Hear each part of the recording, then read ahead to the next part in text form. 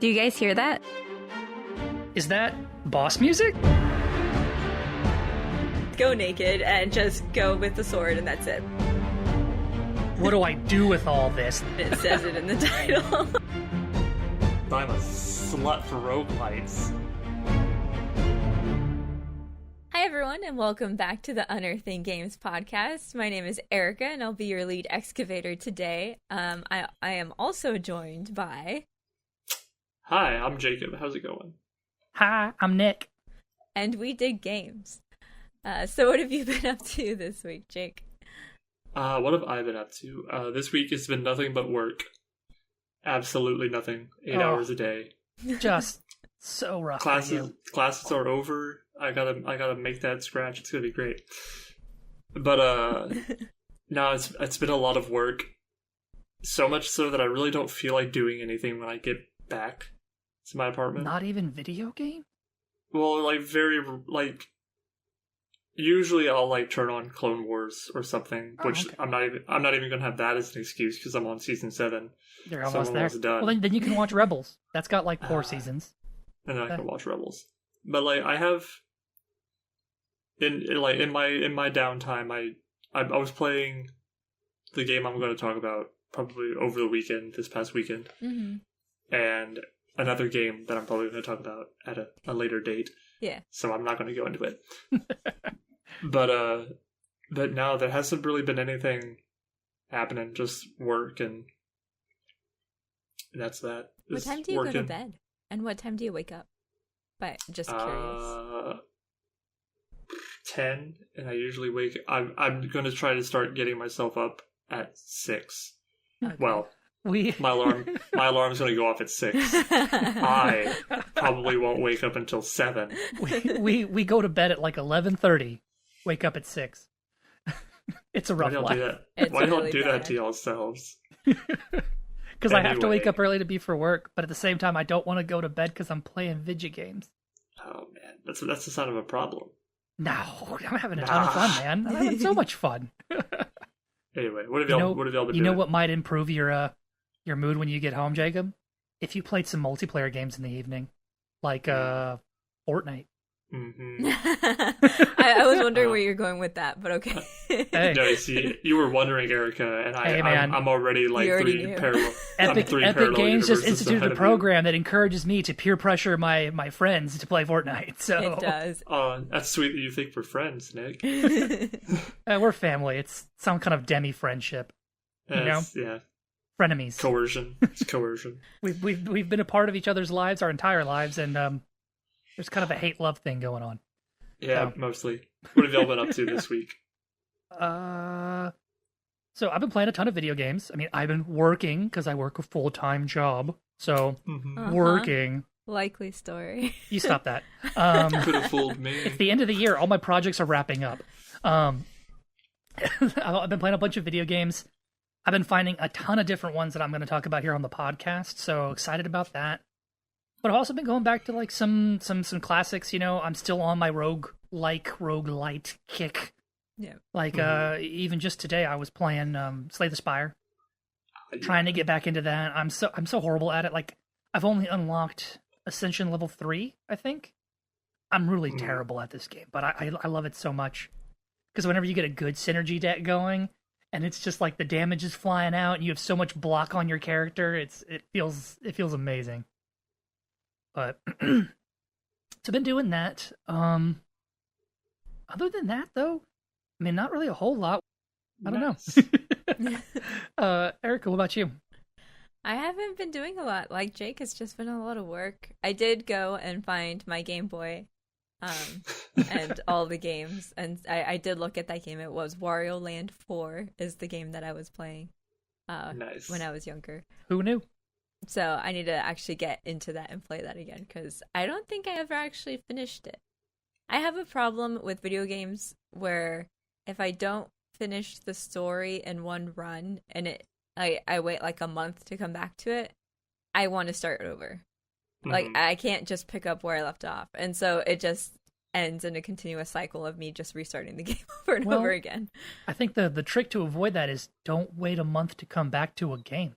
Yeah, but I don't have all the time in the world to play games every night. Well, you set aside like 30 minutes a day to go back to your game, and bam. You're a salaried employee. Of course you have all the time in the world. Oh, no. No, I know. Time. I'd say being salaried That means you're always on the clock. Yes. Anyway. But yeah, so I haven't really been up to much, just knitting. But yeah, so I haven't been up to that much, just working. That's pretty much it. Okay. Yeah. That's life, right? So yeah. that's okay. You'll eventually get more time. So I know we've been talking about getting together and like doing like some multiplayer games for the podcast, but we'll have to wait till your work schedule actually allows for you to have free time. Yes. And if we can ever get our hands on a flippin' graphics card for you. Oh my gosh, I know, the graphics someday. card battle. Like the 3080s, man, like it's... flipping NVIDIA for making a kick-A graphics card that's affordable. Because, Lord, everybody wants it. Yes. Well, yeah, well, you also picked a hell of a time to drop it. Granted, that's not their fault, but... Yeah. What do you mean they picked a hell of a time to drop it? Like right before the holidays. They've been around for a while. Haven't they been around like most of this year? They dropped in October. That's still... September, October. Even then, everybody should be, battening down the hatches. We're still in plague. Okay? People should be saving their money. That's also why people are buying them, because they're all stuck at home and they want to play video games. That's why you can't buy any audio, video recording equipment either. Everyone's decided to become a streamer. Right.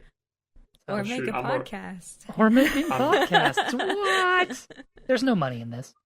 But yeah. All right. So let's get into the games we played this week. Jake, if you want to kick it off. Oh, we're doing me first. Fun, yes. fun. Okay. So the game I played this week is called Driftland, the Magic Revival. And it is an early access on Steam. Or am I wrong? Did I totally lie to y'all? I don't think it's on early. It's not early access anymore. I think when you bought it, it was. When I bought it, it was an early access. I bought it a long time ago. It is not an early access anymore. Oh, hey, it has a demo. Oh, boy. It's Driftland, the Magic Revival by Star Drifters. And its tags on Steam are Strategy, Simulation, God Game, City Builder. God Game. God Game. We'll get into it. Okay. But if you have a God complex premise, and you like making cities. It's the game for me. Anyway, so the premise is that the world that this takes place in used to be, a regular world. And then there was some great conflict where, like, magicians of the world literally broke it apart. So now all that remains of the world are these giant floating islands. Okay. And that's what you're building on. Usually you start out like if you just started up like a free game, is what they call like a skirmish game. Mm-hmm. You would get a singular floating island that you would start on. Anyway, I'm getting into mechanics. The premise is magic destroyed the world. Magic went away for a while. People rebuilt their lives. And now magic is coming back into the world. Like mages are being born and magical people are coming back. So like all the mages died in the war? I don't know. Okay. They're really vague about that.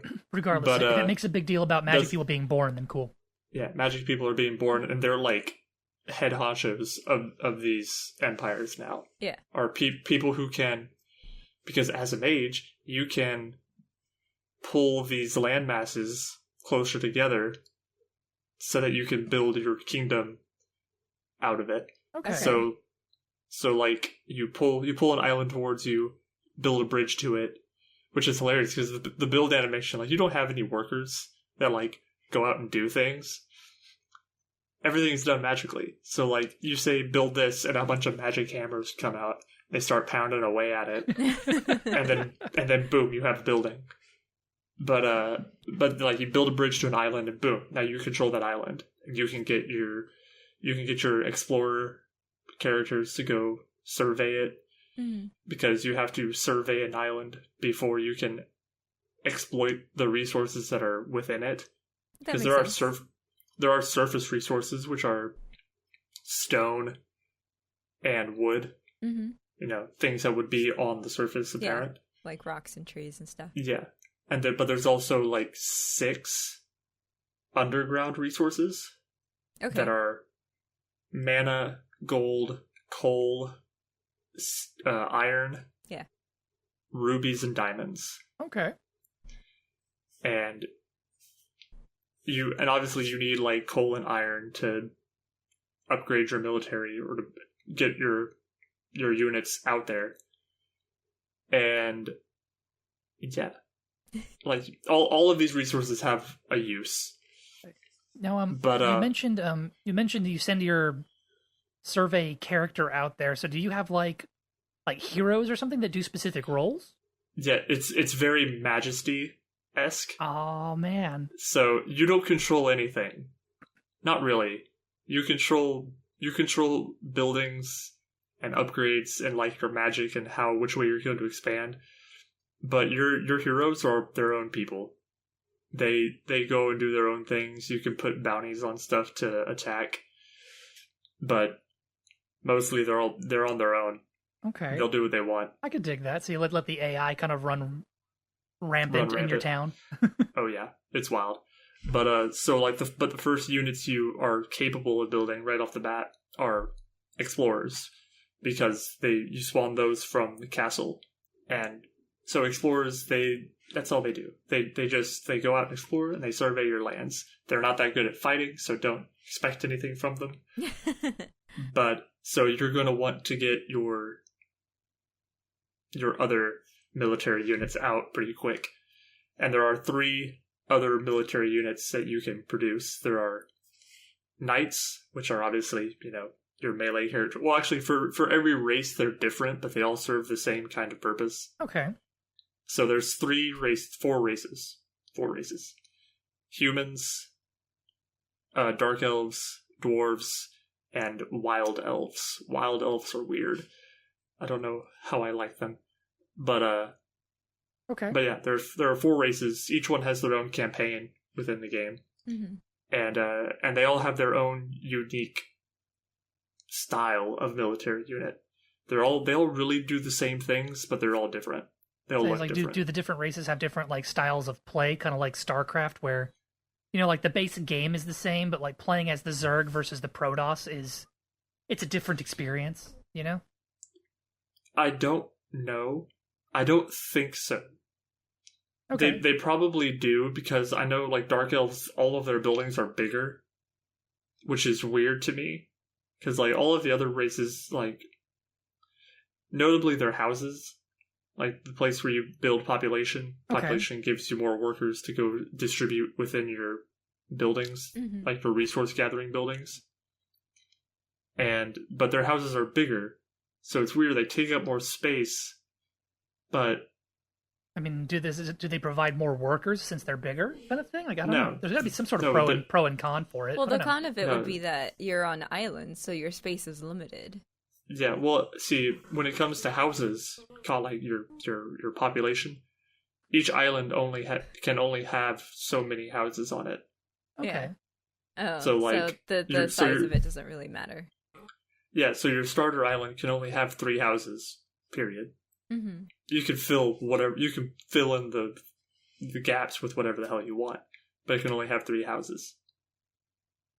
But and then you need food to feed those people. You gotta eat. Food is a pain in the ass. Just like real life.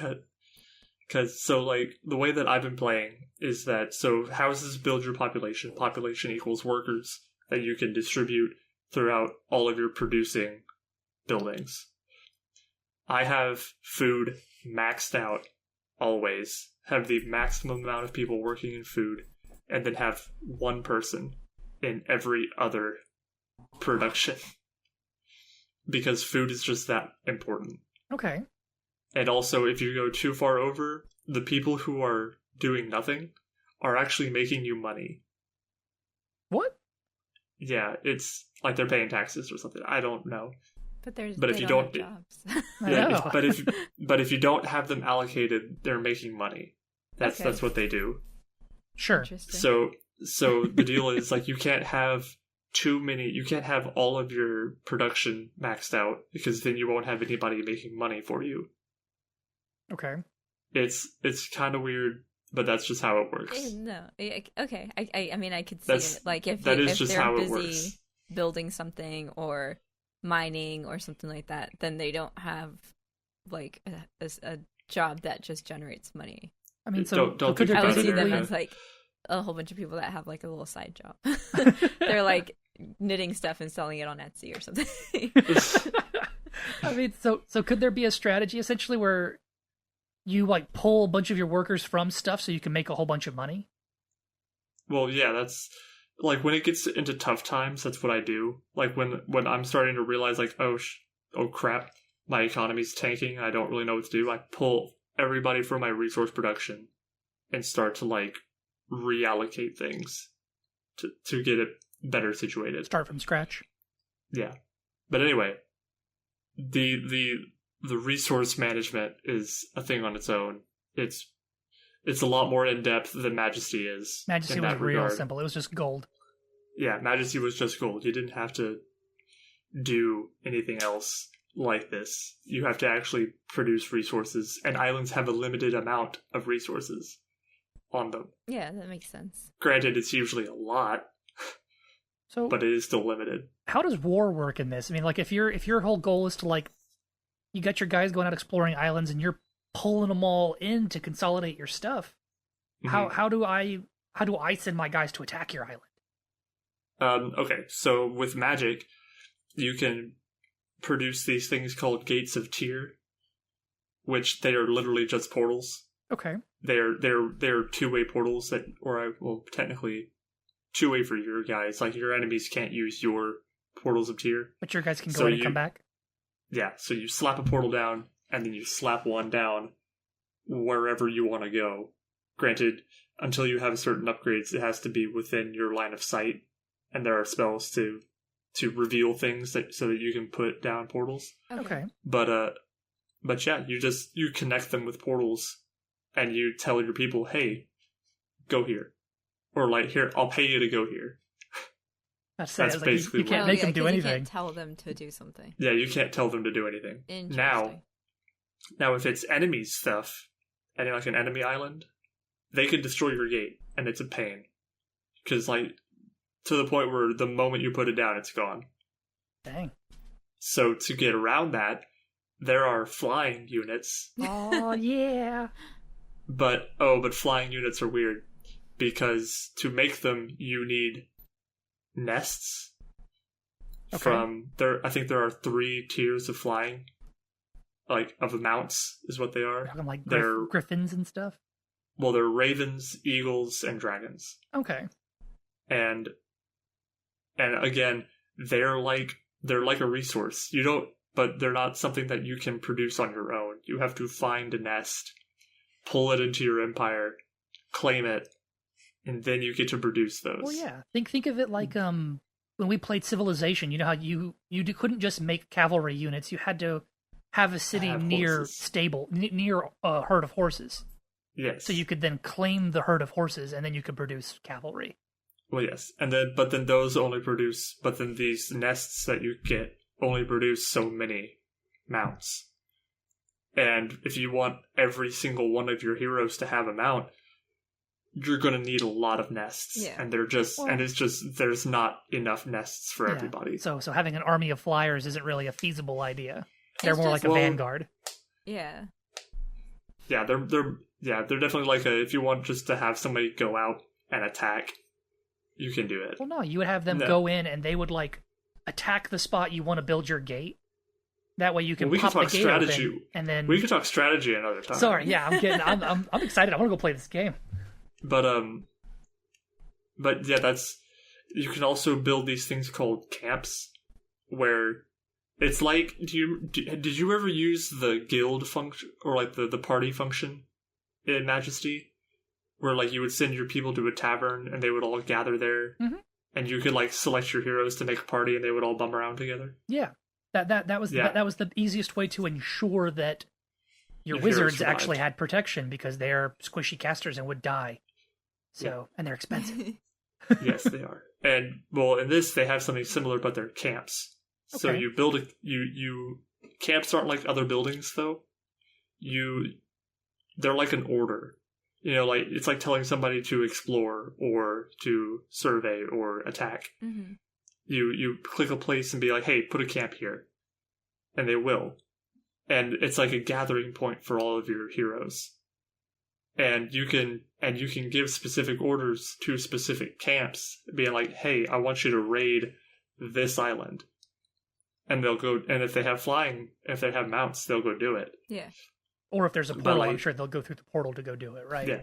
Or if you make a portal for them, they'll do it. But I thought that was pretty neat. I don't remember that being there the first couple times. I remember I actually played it, like back when I first bought it. I don't remember that being there. There might be something new they added. But yeah, I thought it was really neat. I thought that was pretty good because it really consolidates all your heroes, puts them in one place, and then lets you give orders to large groups of them all at once without having to, put down an attack flag and then spam the hell out of it to get the amount of money to get all of your heroes to go to it. Big money. Big money. Can money. can you do like the Majesty thing where if you put the bounty on it so high that even their own heroes will turn on them? I haven't tried it. I don't think so. I remember that was always the griefer strategy in Majesty. It's like, I'm going to put a 15,000 gold flag on your castle. That way your rogues turn on you. No. There also aren't... I don't think the units have personalities like they did in Majesty. Okay. Because in Majesty, yeah, your rogues were just greedy. They would do whatever. They would do easy jobs to get quick money. And cool, your knights would always do like monster hunting. Your rangers would always do exploring. I don't think that's a thing here. Okay. It is really just like your heroes have a job, whether it be melee, ranged, or magic. That's it. Okay, I mean, and they're good at that. And oh man, I haven't even gotten into blacksmiths, and because unlike Majesty, you don't buy like an upgrade for your blacksmith and then have your heroes go to it and spend their money on it. You buy skills at blacksmiths and archery ranges and libraries so that your heroes can go and get those skills and put them in their repertoire, and they can use them. But you have to purchase so many so that all of your heroes can get one. Oh, so you have to buy them like piecemeal. It's kind of like you put enough here's Archery 101 books. You have to make sure you have 5 of them so you can have 5 archers. Yeah, you have to have so many of that. Okay. And also upgrading your basic production places, like your like a barracks or something like that, will upgrade your knights to the next tier, but they have to go back to the barracks to upgrade. Okay. And then they're knight level 2 now. I think it's really neat. I probably won't keep on it after this though, because as neat as I think it is, I think Majesty did it better. Okay. I think it is a very neat concept. I think it is a very neat world that they have. Yeah. But I just think that Majesty did this whole, free will AI thing better. That's just me though. Well, I mean, I definitely want to go and check it out. Like from what you described to me, it sounds like a modern sort of spiritual successor to Majesty kind of thing. I will say it is a spiritual successor. Spiritual though. I think Majesty is still like the granddaddy who's like, back in my day. But my personal opinion is that Majesty did it better than Driftlands did. But Driftland is still an interesting game, nonetheless. Okay, so you would recommend? I would recommend it, yes. And that's Driftlands, the Magic Revival by Stardrifters. Hey, very cool. Very cool. Mm-hmm. So, Nick, what was your game this week? Oh boy, all right, what game I played this week? So, true to form, I'm still playing roguelite. Of course, Oh, lights. goodness. Still playing roguelites because I love them. This one though has a really fun twist to it, so I love it. The game I played this week is called Moonlighter. It is developed by Digital Sun and published by 11-Bit Studios. So I know 11-Bit Studios has published several games I've played, I think. Mm-hmm. This game's Steam tags are roguelite, pixel graphics, which I love, adventure, RPG, 2D, which I also love that RPG 2D kind of stuff. I think it's great. Think of it like a similar art style to that one that you played, Jacob. What is it? Lena's Inception? Oh, Yeah. Lena's Inception. That top-down 2D sort of play. Yeah. All right, so Moonlighter. The premise of this game is you play a guy named Will Moonlighter, right? You have inherited a store from your parents that they named after themselves. The store's called Moonlighter. All right, so you hear the name Moonlighter a lot in this game. So yeah, your name's Will. You inherited this store from your parents. Your store is in this funny little town called Renoka, I believe is how you pronounce it, which was built next to this weird, like, ancient ruins that have these portals in it, right? There's like 5 different portals that go to, like, they go into these, the people call them dungeons, right? And the whole premise of this game is you are running this shop, right? So during the day, you run the shop and sell things. At night, you go into the dungeon to explore, fight monsters, and collect knickknacks that you can sell in your shop. So it's got this funny little cycle going. I don't know when the heck Will sleeps. He never does. Like, you don't have to. You can choose to sleep in a bed if you want, but you don't need to do that. Totally optional, just like real life. Nice. You don't have to sleep.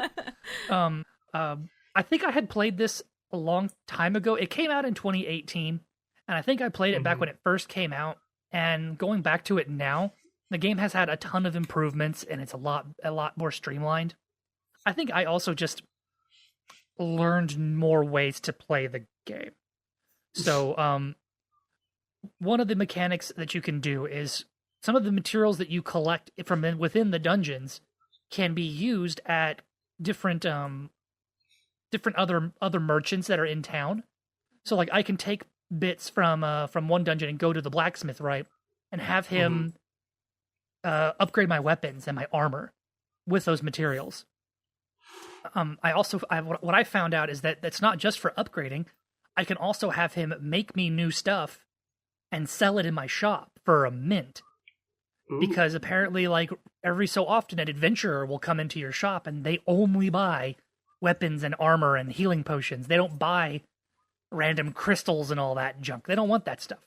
They want things that they can take into the dungeon with them. Excuse the pupper. They want things that you could take into the dungeon with them. So I didn't know about that before. So that's the real way to make money in this game. Okay, I'm getting too excited.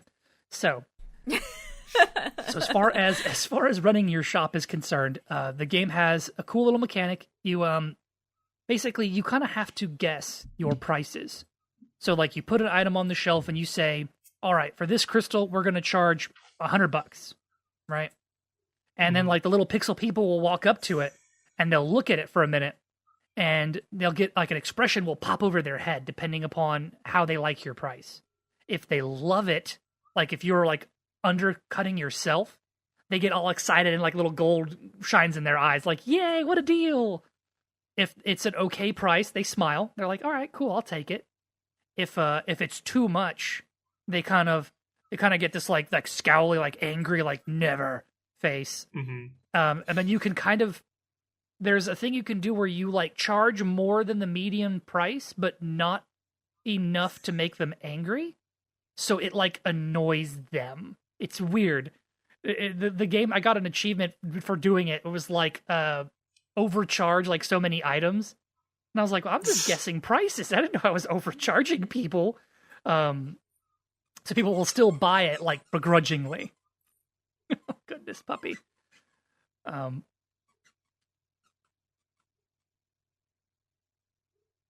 Okay. So they'll still buy the stuff begrudgingly. Apparently, I also found out that if you massively overprice it, it doesn't pop up like it normally would. it like quickly flashes this like really angry scowl over them and they walk away from the item. But you have to be like paying attention, that way you know, like, oh gosh, there's no reason no one's buying that particular item. Doesn't your menu keep the reactions to like help you? So wouldn't you see it there if they just really didn't like it? That's what I mean. Like it keeps track of the four, like the really happy face, the happy face, the annoyed face, and then the angry one. It keeps track of those. But like I said, there's one where like if you massively overprice it, it's like they're not even like, it's like they're so mad about it that it doesn't even register. And I don't know why. Okay. I feel like it should. Yeah. Or like they should have just had it register as the angry, I'm not going to buy this face. That way I know lower the price. But yeah, so that's how the mechanics for the shop work. As you progress through the game, you make enough money that you can upgrade your shop so it gets bigger. You get more shelves to sell things. You eventually get like an assistant to help you sweep up the shop. I don't know what she does really, other than she helps me beat up burglars or shoplifters. She's an intern. Yeah. She's security, because shoplifters will occasionally sneak in and they'll grab a thing off the shelf and make for the door, and you have to quickly get to them and beat them up before they get out with your item. But once you get upgraded to a certain level, you get an assistant, and she'll mill around the store looking for shoplifters. You know, think of like the people at like Target who hover, like when they think a kid's shoplifting, they're like, "We're watching that kid," you know. Because honestly, the shoplifters are usually little kids in the game. They seriously are. So that's how the shop works. Shop is awesome. That's like the novelty thing for me. I love mercantile games, and so that whole mechanic made me so happy. And then when you go into the dungeons, it is very old school Legend of Zelda, Lena's Inception style. It's got that 2D top down view. You go into a room and every room is a box, and the box could have a door on every wall, you know. And the whole premise is that you want to get deeper into the dungeons, so that because the deeper you get, the better the loot is, the better the items you can find. Like I said, there are 5 different dungeons you can go to, and when you get to I think every dungeon has 3 floors, I believe. When you get to the end of the 3rd floor in the first dungeon, you fight a boss, and when you beat that boss, you unlock the next dungeon. And so that's kind of how you progress through the game, all the way until you get to the 5th dungeon and you fight like the final boss kind of thing, you know. As you progress on the different dungeons, they all have different themes. Like the first one is called the Golem Dungeon, and it's very Legend of Zelda kind of themed. Like you have like rock monsters and slime monsters that come at you.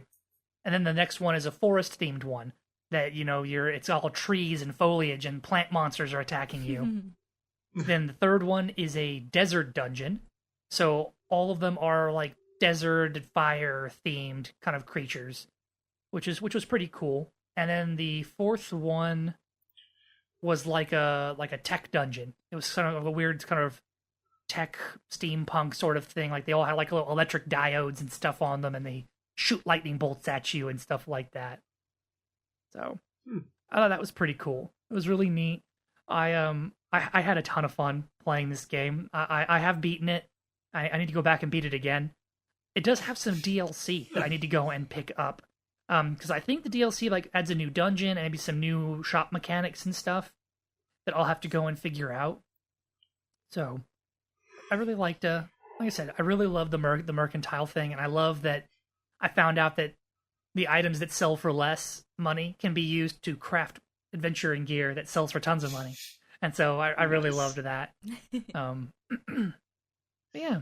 So I think that's it for me. So Moonlighter by Digital Sun. It's a fantastic game. I'm pretty sure it's on like every platform now. I think you can even get it on iOS, stuff like that. You know, so amazing game, and I think it's not even that expensive. So go pick it up, try it out, especially if you like roguelites. Oh yeah, and selling things. So about that last part. No, you lost you at the last part. Yeah, you lost me at the last part. So that's my it game. does seem like a really fun game. Erica, what did you play this week? So this week I played a game called Cook, Serve, Delicious. And this is the developer and publisher are both Vertigo Gaming Inc. And the tags in Steam are time management, typing, casual, and management. 2 types of management. So the game, you own a restaurant. So this is you starting your restaurant from the ground up, and you start as a very small restaurant, and you can make very basic things like corn dogs and sodas and French fries and, basic items that anyone would eat, and they're very simple to make. And the thing about this is the gameplay itself is you have to make each of the orders. So if someone orders a soda, you'll have a little queue on the side with like numbers 1 through 5 or whatever, and the orders will pop up in the queue. And so you hit the reason it's a typing game is because it's all like keyboard shortcuts. So you'll hit the number 1 and it'll open the ticket for that first order. And if it's a burger, it'll say, I want a burger with pickles and bacon and cheese. And so on the right hand side you'll have a menu of all the different items you can put on the burger, and they're all bound to specific keys, and you can change them as you go through based on what you feel is easier to remember. And so you just have to go through and make everyone's order, and if you make it wrong, people get upset. So the whole thing is, earning enough money to continue improving your restaurant, buying new food items, and upgrading your restaurant itself. So some of the things that you have to do for upgrading your restaurant is you have to finish so many days. I think it's like 20 days to upgrade to the next restaurant. You have to, in some cases on the higher levels, you have to finish catering events. And so catering events are separate events to your normal restaurant day, where it'll be like, oh, we're having an office party. We need pizzas and French fries. And so you'll go into a different setting, and in front of you will be like a whole bunch of people just sitting around with little cups and stuff, and they'll come by one and just steadily order different types of pizzas and French fries. And so you're just making that all day until they're satisfied. And you have like a 3 strikes, you're out kind of thing. So if you mess up 3 things that day, you don't finish your catering service. I still love the the classic office party, people milling around with cups. That's all office parties are. It really is. But yeah, so you're just going through and you're trying to upgrade your restaurant to a 5-star restaurant. And as you upgrade through the different stars, you start being able to not make certain foods. So when you're like a 2-star restaurant or a 3-star restaurant, people aren't going to order corn dogs anymore because you're too fancy. Like, you shouldn't be serving corn dogs here. Who do you think you are? What? It's called a kids menu. No, there's no kids, so it's all adults. I can get behind that kind of restaurant. No children allowed. At least as far as I've played, it's all adults that come through. And so you also have to pick what goes on your menu every day, and you can't have the same things on your menu day after day. People will get tired of it, and what's called menu rot happens. So basically that item is going to start bringing your total hype down, and so hype determines the amount of people that come to your restaurant, and that's based on a number of different things, like the types of food you're serving, the weather. So if it's a rainy day, people like eating ice cream and French fries and stuff like that. So you have to also pay attention to the weather forecasts that are coming up. Interesting. I would think they'd want that on like a hot sunny day. I want ice cream, You would think. I think it's a rainy day that they want ice cream. I know for sure it's like sopapillas are on rainy days because it's like a fried dough with it's a sugar. warm fried treat. Just makes you feel all warm and fuzzy inside. Feel nice. I mean, sopapilla translates to fluffy pillow of deliciousness. So. Yes, exactly. direct translation. But yeah, so you have to switch up your menu all the time, and there are a few items that are like staples that you can keep on there all the time and no one really cares. One of those is beer. And the greatest thing about beer is that as soon as you open your restaurant, there's going to be someone that comes in at 8 a.m. and orders a beer. Can't drink all day and if you don't start in the morning. Okay, I'm not judging you, I guess. Your but money maybe is a good little here. bit. Maybe they're an accountant and had to work all night, and now they're like, ugh, I need a detox Yeah, it's true. by drinking. You don't know their work schedules, but yeah. So all the little people come in and they order food and they leave and they give you tips and stuff. And something that's also in this, so I mentioned like the weather forecast. You get some of your information like weather from your emails. So every day, you get different emails in your inbox. And something that's funny is you can actually get a lot of spam emails. Do they actually have spam in them? Are they actually No, spam? they don't have spam in them. Ah.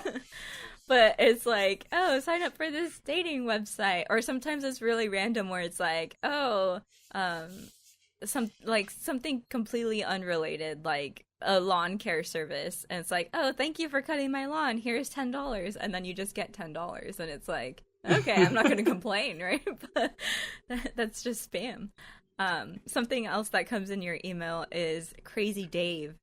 And Crazy Dave bets you different things. So he'll say, I bet you can't go through a day with beer and ice cream on your menu and get a 54 times perfect combo.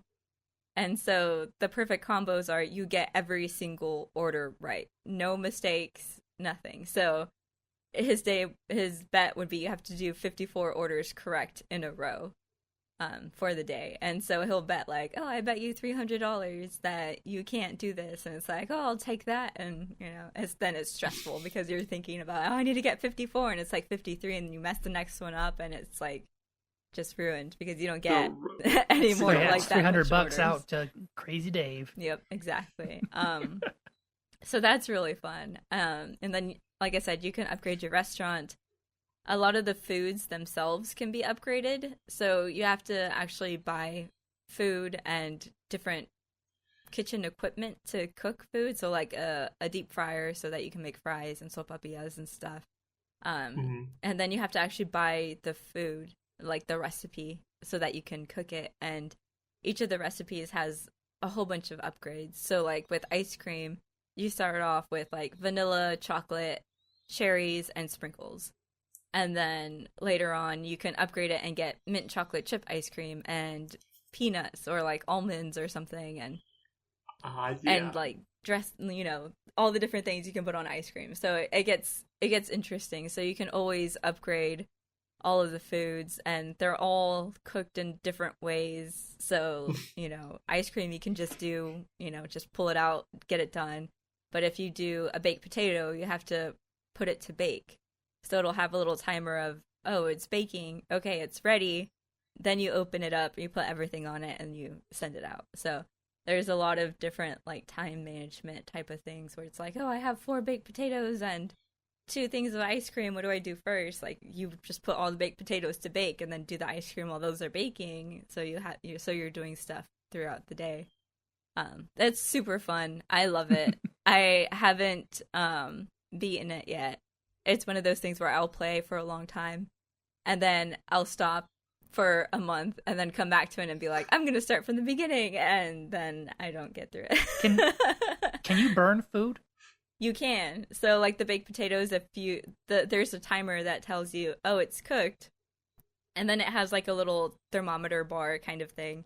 And it'll be like green, yellow, orange, and red. And if it gets past that red, then it's burnt. And so it kind of like it'll tell you, hey, it's ready, and then give you a bit of a warning, like it's good, you're getting close, like now it's bad, like you waited too long.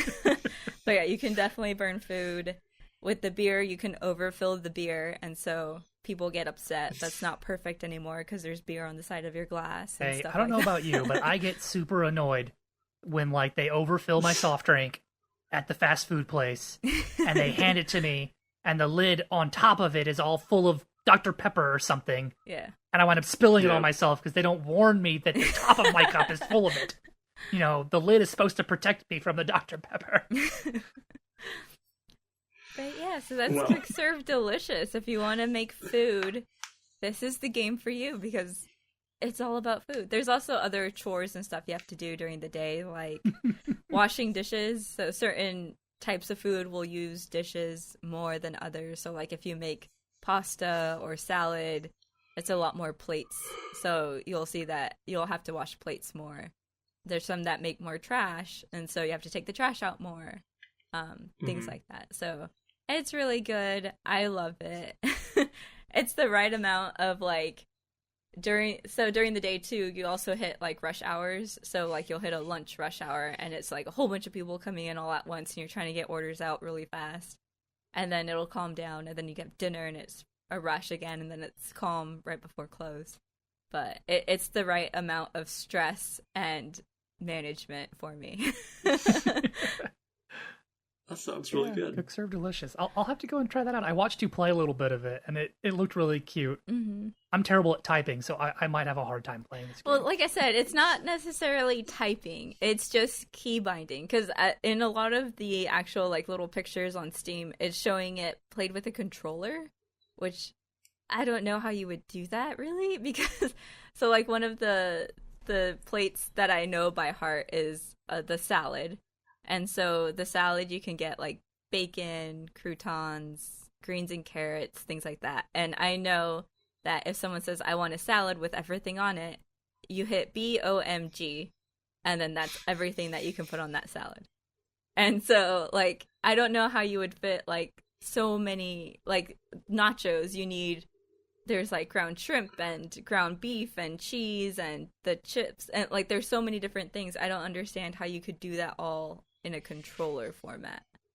Like, I'm sure they find a way. Makes more sense. Button combos. Anyway.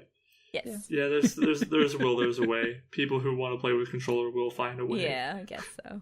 Yeah, it's a comfortable way of playing games. I usually play with a controller. Mm-hmm. But yes, so that's Cook Serve Delicious, and I think there's actually like 2 or 3 of these out there now, because when I googled Cook Serve Delicious earlier to bring up the Steam page, it was like Cook Serve Delicious 3, and I was like, oh my god, I have so much catching up to do. Oh, I see it on Steam. There's the Buy Today, the mouth-watering trilogy. Cook Serve Delicious 1 through 3. But yeah, so that is by Vertigo Gaming, Inc. Very nice. Sounds really cool. Cool. All right, now let's get into our board game. So this week, the board game that we played is called Machi Koro. This was designed by, I apologize if I butchered this name, Masao Suganuma. I hope I said that right. And then published by Grounding Inc. This game was a ton of fun. The premise is that we are all competing city builders. So I guess we're all making different cities, right? Just trying to make whose city is the best. Yes. So that's the base premise obviously. of the game. That's yes, out of all of the games we played, this has probably been the simplest so far. Mm-hmm. I don't think we looked at the rules once and we still managed to play it correctly. Yes, we actually played this one correctly, and we That's only somewhat read the rules. Erica read the rules, and then we played. Only somewhat, though. I didn't read them fully. Well, I mean, but you did, though. Remember, like, you video. went back once, and you're like, oh, turns out I read it all. Yeah. Yeah, it's a very simple game. So this is very much just a dice rolling game. So everyone starts out with 1 die, and on your turn, you roll that die, and whatever number it has correlates to certain cards that you can either have in your hand to start out with or that you can purchase later on. And if your die roll matches a card, then you do whatever it says on that card. For the majority of them, it's earning income. Yeah. Mostly, yes. And there are some cards that activate on anyone's turn, so it can be whether you rolled it, whether the person next to you rolled it, whatever. Whoever rolled it's getting to pay it, or whoever rolled it, doesn't matter, everybody's getting to pay out. Right. Whoever owns that building. And then there are ones that only activate on your turn. And then there's ones that activate when activate only when someone else does it, Yeah. and that means you get to steal from that person. Yeah. I thought that the way that they set it up was really cool because like there's 4 different colors of cards. You had like blue, green, purple, red, purple, and purples. Yeah. Or it was orange and purple. And I thought the way that they kind of set it up because you start off with the 1 die, and like it makes you sort of build that foundation. Because a lot of the blue cards are things you get early on, and most of them are on that 1 through 6 spectrum. And so it's like most of the blue ones are on there, and so that's kind of your wheat fields and your ranches and your timber industry if you want to go harvest wood. But then you build up into the green stuff, and that's all of your actual like end goods, like manufacturing and services and stuff. Mm-hmm. And so I thought it was really neat that kind of early on, when you only have the 1 dice, you have to kind of buy those blue cards so that you can get money now, but all that stuff you get now will feed into the things you have later on. Yeah, and so the way that you get the second die to roll is there are 4 like landmarks that you're trying to build, and that's how you win the game, is whoever builds all 4 of them first. And the first one of those 4 landmarks, well, actually, I think you can build them in any order. You don't have to go in order, but the lowest cost, the cheapest one is the train station, which allows you access to the second die. Right. And so the price of those cards is significantly more than the cards that you can buy to just add and expand to your city, which makes sense. You got to like build up to building your landmarks, basically. Yeah, they're the end game. Yeah. Yeah. Literally. It's just really fun where everybody's always wondering always worried about what the other person rolled, because depending on what they rolled, it could affect you. Yeah. So it's always, it's like, oh, you rolled a what? A 6? Oh, that's garbage. You didn't help me at all. Yeah. And that's, 6s are the bane of our existence. It's always a really sad feeling when like someone rolls that number that activates their green ones because they're the only one who gets to use their green one that turn. And it's like, oh, she just got like 8 coins. I could have gotten 8 coins. Oh. I didn't get any money. Oh no. Yeah, and then they roll one that activates for everybody. Everybody's like, yeah, payday! Just pulling money out of the bank like nobody's business. Yes. But it's really quick. I think even our first game we played really quickly because it's just a really simple game to get into. Yeah, it's really simple. It says on it that it's a 30-minute playing time, and I would argue that it's even less than that. Once everyone knows how to play, it goes very quickly. It's a lot of fun. It's not hard to learn. It's really a game that anyone can pick up as long as you know how to count and read. This is pretty easy. I think it says ages 10 plus, so you can play this pretty young too. Yeah, so like, shoot, we could get our niece in on this if we really... She's a pretty smart kid. She is. She might be able to do it. I was like, well, we'll just have to see. I'm not sure where her reading level is at, because I know that's always been the issue, is that if she can read and comprehend the card, then I'm totally down for her to play. So you have to have a reading level above a first grader, ideally. Yeah, probably. So, just it was close. Streaked over that mark. Worried about him. I did have a hard time. I didn't win a single game, so. Well, I don't think the only one who won at the games was Eric. It was me. It was a great game night. It's gonna be one of those games that we never play again, just because Nick and I don't like losing. I know, that's why you guys stopped playing Catan with me too, and now it's gonna be Machi Koro, and it sucks because I really like this game. We just need to come up with like a game night rotation where we'll be like, all right, we have to play Catan, we got to play Machi Koro, throw Parks in there. I don't know. That'd be great. All right. Well, that was Machi Koro. We're getting off topic. We are getting off topic. Yes. And... That was Machi Koro. Really fun little quick game to pull out for if you got nothing better to do. It's quarantine. Of course you have nothing better to do. Really simple. It's just a deck of cards and some dice. Yeah. Yeah. So, Machi Koro. Yeah. Go get it. Go have a good time. That'll be it for the podcast this week. Thank you guys for listening, and we hope to see you next week. Bye. Bye. Toodles.